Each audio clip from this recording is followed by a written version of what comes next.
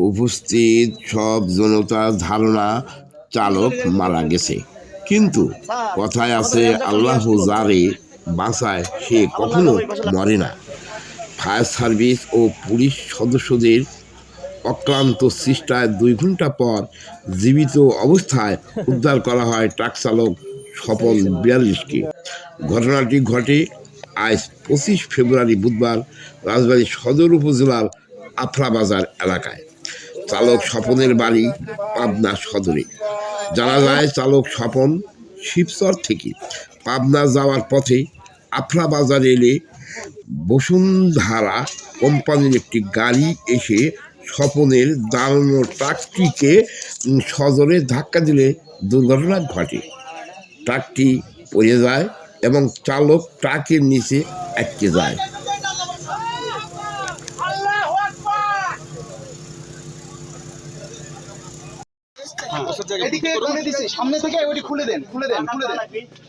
মাধ্যমে খবর পাই যে আফরা মসজিদের সামনে একটি দুর্ঘটনা ঘটেছে। সংবাদ পাওয়ার সঙ্গে সঙ্গে আমরা আমাদের একটি ইউনিট সহ দ্রুত ঘটনাস্থলে উপস্থিত হয়ে দেখতে পাই যে দাঁড়ানো অবস্থায় একটা কাভার্ড ভ্যানকে পিছন থেকে অপর একটি কাভার্ড ভ্যান ধাক্কা দেয় এবং কাভার্ড ভ্যানটি পার্শ্ববর্তী খাদে পড়ে যায়। আমরা এসে দেখি একজন ড্রাইভার, যিনি কাভার্ড ভ্যান ড্রাইভার ছিলেন, তিনি কাভার্ড ভ্যানের নিচে খুবই জটিল অবস্থায় আটকে আছেন।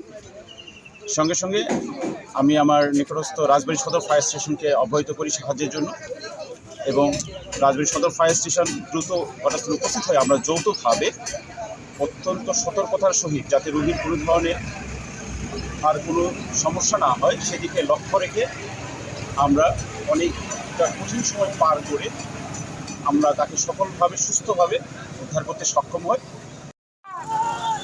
আল্লাহু আকবার, আল্লাহু আকবার, আল্লাহু আকবার।